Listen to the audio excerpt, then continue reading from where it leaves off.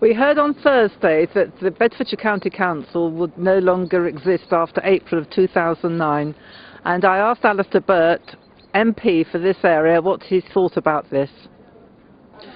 A little bit like the answer to the question to the traveller, I wouldn't have started from here. I'm not a fan of the whole process of having changed our councils.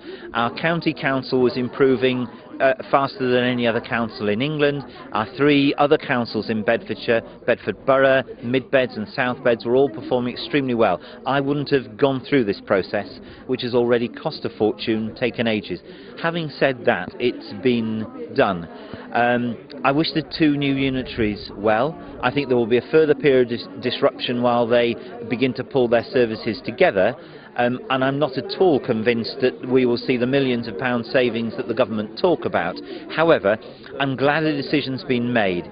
The council staff have been under a great deal of uncertainty for a long period of time now. They deserve to have their futures sorted out, and people need to know what's going to happen to their services. I think it'll be a very, very busy 18 months, or even less, to get ready for 2009. So I'm glad we've got to this point, and now I will do everything I can to help them succeed.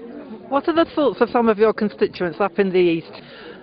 To be quite honest, the amount of public interest in this has been incredibly low. I can't say I've had a lot of letters from constituents saying what's going on. Part of it, of course, is because, again, the government didn't set out a procedure to involve the public. There's been no referendum. The public have not been asked whether they wanted to lose their local councils or not. And I suspect the feelings that you've picked up will come through more strongly when people realise what's happened. Like you, I can see no particular reason why Potton should have been disturbed from its relationship with Mid Beds. Mid Beds was an excellent council, but it's been done, so now we'll have to get used to something else. I mean, to an extent, some of the services which were run in Bedford will now be run perhaps that little bit more locally through a smaller council. So some of the highways, social services, education will be more locally based with central Bedfordshire.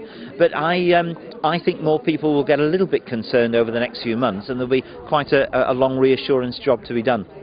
What will happen is there'll be shadow authorities set up in the area, and work will begin to talk to the PCTs, to the other strategic stakeholders in the area to decide how the services will work, but it will take some time for the detail to come through.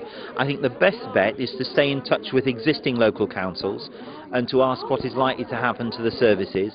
Parish councils and town councils will need to stay in touch with the process because they will need to be involved as well. So I think people should still keep in touch with their existing local councillors and their existing local councils to keep up to date with progress of how services are going to change. And of course, at any stage, always write and contact me as Member of Parliament if there's anything that I can do to provide information, or sometimes act as a signpost for where people might need to go. Thank you very much indeed, Alistair. Pleasure.